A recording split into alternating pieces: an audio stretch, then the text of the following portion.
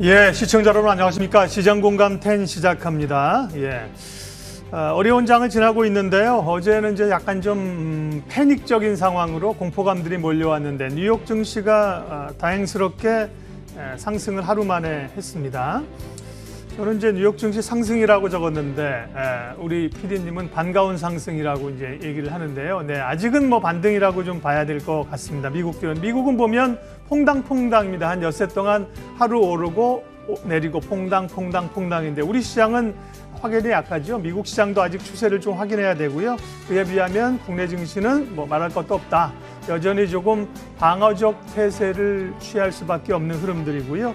오늘도 전략과 다양한 종목 이야기 준비하고 있습니다. 오늘은 더원 프로젝트 홍성학 대표님 몇 번 화상으로 만났는데 오늘 스튜디오에 오십니다. 어려운 장세 또 어떻게 중심을 잡아주실지 기대하면서요. 네, 기다리도록 하겠습니다. 시장공감 10 시작합니다.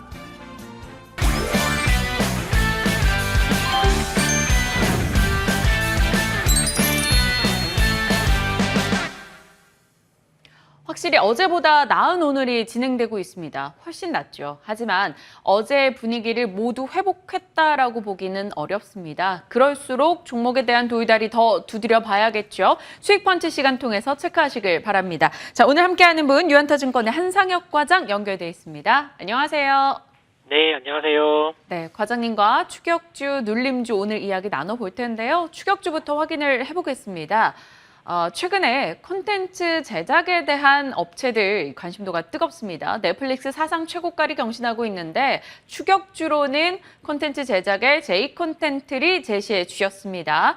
최근에 상당히 좋은 흐름 기록하고 있죠. 눌림주는 또 등장을 했습니다. 국제 면화 가격이 11년 내 최고치를 경신하고 있다. 이 포인트로 DI 동일 다시 한번 접근 가능하다라는 의견일 텐데요. 저희 체크해 보죠. 먼저 추격주입니다. J콘텐트리는 최근에 기관이 10거래를 연속해서 사고 있습니다. 이 DP도 상당히 흥행했고 이제 지옥인가요? 이 유한 씨가 주연하는 넷플릭스 오리지널 시리즈가 또 하반기에 등장을 할 텐데 이런 기대감들이 좀 지금 오징어 게임이랑 잘 맞물린 것 같아요. 네, 맞습니다. 오늘 추격주는 J콘텐트를 준비를 해봤어요. 한국 콘텐츠의 몸값이 올라가고 있습니다. 그리고 그 덕에 넷플릭스의 주가도 사상 최고치를 경신하고 있고요. 우리도 그렇지만 미국 시장도 조정의 압박이 큰 상황에서도 넷플릭스는 역사상 신고가를 경신하고 있는데요. 사실 불과 두세 달 전까지만 하더라도 지난 1분기에 가입자 증가수가 기대치에 못 미치면서 글로벌 OTT 관련 종목들이 조정이 깊었습니다. 하지만 한국의 콘텐츠, 그러니까 오징어 게임이 쏘아 올린 공 덕분에 시가총액 330조 원짜리 회사의 주가가 가파르게 움직이고 있는 것입니다. 매우 의미가 크다라고 좀 할 수가 있는데요. 여전히 한국 드라마가 동남아시아의 트래픽을 휩쓸고 있는 상황에서 지금까지 보여주지 못했던 미국 본토 지역에서도 1위를 기록을 하였고 이를 기반으로 전 세계 순위 1위를 보여주고 있습니다. 자, 그러면 앞으로 어떤 일이 벌어질 수 있을까요? 첫 번째로 한국 콘텐츠에 대한 인지도, 제작 역량, 가격, 그리고 경쟁력 모두 올라가게 될 것입니다. 제작비 200억 원 수준으로 알려진 오징어 게임은 앞으로 제2의 오징어 게임을 찾으려는 글로벌 OTT 회사들은 500억, 600억, 아니 1000억 이상의 투자를 진행하게 될지도 모르는 일이고요. 당연히 제작비가 증가한다라고 하면 그만큼 국내 제작사들 수혜가 예상이 될 수 있다라고 할 수가 있겠습니다. 특히 넷플릭스에 이어서 디즈니 플러스까지 한국 런칭 관련 구체적인 일정이 공개가 되었죠. 11월 12일에 런칭이 예정인데 신규 OTT의 런칭은 모든 제작사들한테 호재가 될 수밖에 없고요.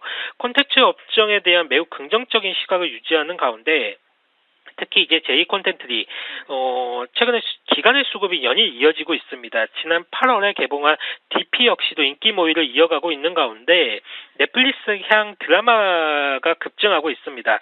이유는 최근 경쟁력이 있는 중소 제작사들을 잇따라 인수를 하면서 현재는 한 13개의 제작사를 보유한 메가 스튜디오로 좀 탈바꿈하게 되었고요. 그리고 하반기에 넷플릭스의 또 다른 기대작 중에 하나인 드라마 지옥 역시 대중의 관심을 끌고 있기 때문에 모멘텀을 충분히 받을 수 있다고 생각하고 있습니다. 마지막으로 J콘텐츠에는 영화 드라마 제작뿐만 아니라 메가박스라는 영화관도 운영을 하고 있죠. 고강도 사회적 거리두기의 장기화에 의해서 극장 관람객들이 그동안 크게 줄어든 상태인데 연말로 갈수록 위드 코로나에 대한 기대감이 살아있고 그리고 올 연말에는 마블 영화 이터널스를 시작으로 매트리스 4까지 정말 대작이라고 할 수 있는 영화들이 줄지어 개봉하게 됩니다. 10월 중하순경 영화진흥위원회에서 6천원 할인권 167만 장, 즉 한 100억 원 규모가 풀릴 예정이기 때문에 박스오피스 회복을 좀 이끌어낼 수가 있다라고 하면 동사의 수익성은 크게 좀 올라올 것으로 좀 생각을 하고 있습니다. 목표가 7만 원을 설정을 해드리겠고요. 손절가는 4만 5천 원을 설정을 해드리도록 하겠습니다. 영화관 사업을 생각하면 또 이 대면 서비스가 활성화되는 리오프닝주로 볼 수도 있는 거고 콘텐츠 제작으로 봤을 때는 또 비대면 서비스가 늘어날 때 수혜를 볼 수 있어서 J콘텐츠를 여러모로 지금으로선 조금 기대 요소가 있는 것 같습니다. 목표 주가 7만 원 설정해 주셨고요. 자, DI동일 얘기해봐야겠죠. 눌림주로 주셨는데 사실 저희 한상혁 과장님과 이 종목 했었어요. 이 5월달경에 말씀을 주셨어요. 10만 원대 중반에. 그리고 8월까지 해서 한 100% 가까이 올랐었습니다. 그리고 그때 당시에 이제 이익 실현하자 의견을 주셨었고요. 지금 그 자리대에서는 꽤 많이 내려온 상황이거든요. 지금 다시 매매 타이밍 도착한 겁니까? 네, 매매 타임이 왔다라고 좀 생각을 하고 있고요. DI동일 같은 경우에는 우리 수익 펀치 시간에 몇 번 다루었던 종목이죠. 최근에 8월 초에 소개해드린 바가 있는데 소개해드리고 바로 급등이 나오기도 하였고요. 최근 시장의 하락 속에 DI동일 역시 주가가 아주 매력적인 가격대까지 내려온 상황입니다. 우선은 국제 면화 가격이 최근 급등하고 있어요. 국제 면화 가격이 2011년 이후에 최고가이자 52주 신고가를 경신하면서 어제 기준으로 108.92센트로 좀 마감을 하였는데요. 어제 그러니까 해외 쪽에서도 그러니까 월스트리트 저널에서도 이 부분을 다루는 기사를 내기도 했습니다. 글로벌 면화의 상당 부분을 중국의 신장 위구르 지역에서 생산을 하는데 강제 노동 및 인권 문제 때문에 중국 신장 위구르 지역 면화를 사용한 제품을 미국이 수입을 금지하면서 전반적으로 면화 가격 상승 요인이라고 지적을 하고 있습니다. 두 가지 큰 의미가 있을 수가 있겠는데요. 첫 번째는 미중 무역 분쟁이 다시 불거지고 있는 가운데 미국은 신장 지역에 대한 압박을 더하면 더했지 풀지는 않을 것으로 보고 있고요. 이만한 면화 가격이 추가적으로 더 상승할 가능성이 높다는 얘기이고 또한 기사에서 면화 가격 상승을 올 초 화두가 되었던 목재 가격과 비교했다는 점이 좀 눈에 띕니다. 그만큼 면화 가격 상승이 도드라지고 있다는 말이 되겠죠. 이는 국내 방직 회사들 실적에 매우 긍정적으로 여겨질 수가 있는데요. 특히 비수기인 3분기에도 면화 가격이 고공행진을 계속 이어졌다는 점은 더욱 의미가 있을 것 같고요. 이를 감안한다라고 하면 DI동일의 섬유 소재 부분은 3분기 실적이 매우 좋은 성적을 기록할 것으로 보입니다. 특히 7월 면화 가격이 한 80센트였는데 10월에 100센트를 넘어가면서 시작을 했기 때문에 3분기에 이어 안 그래도 성수기인 4분기 실적은 가능케 어려울 정도로 좋을 수 있다는 점을 말씀을 좀 드리고 싶고요. 이뿐만이 아니죠. DI동일의 주된 투자 포인트라고 할 수 있는 2차 전지 알루미늄 박의 실적도 호실적을 기록할 가능성이 매우 높습니다.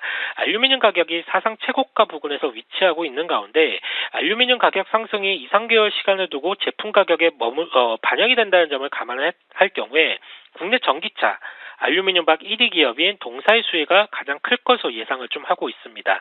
일각에서는 다른 업체가 1위 기업으로 잘못 알고 계시는 분들이 계시는 것 같은데요. 다시 한번 말씀을 드리지만 국내 전기차 알루미늄 박 1위 기업은 DI동일의 자회사인 동일 알루미늄이고요. 국내에서 가장 큰 알루미늄 생산 설비를 보유하고 있습니다. 다른 경쟁사 롯데 알루미늄과 사마 알루미늄 모두 일본 기업이 대주주인 일본 회사들이고 최근에 일본의 새로운 총리인 기시다 후미오의 당의 내각과 요직에 극우 성향의 인사들을 속속 전진 배치하고 있기 때문에 한일 관계가 다시 냉각 분위기로 흘러갈 수 있다는 점을 감안할 경우 우리 투자자분들은 이러한 부분도 체크를 한번 해보실 사항이라고 보고 있습니다. 지난 시간에 목표가를 50만 원을 설정해 드린 바가 있는데요. 아직 도달하지 못했지만 전 그 이상의 주가도 충분히 가능한 실적 포텐이 나오고 있다라고 보고 있습니다. 목표가 50만 원 그대로 유지하겠고요. 손절가는 24만 원입니다. DI 동일 매출 구성을 보면 섬유 소재 쪽이 한 50%, 그리고 알루미늄 쪽이 40%이기 때문에 면화 가격 그리고 알루미늄 가격을 살필 수밖에 없습니다. 두 가지 포인트 다 접근했을 때 지금 긍정적이다라는 의견 주셨고요. 제 공략주 되겠습니다. 목표가 50만 원 기억해 볼게요. 자, 오늘 유한타증권 한상혁 과장과 전략 챙겨봤습니다. 고맙습니다. 감사합니다.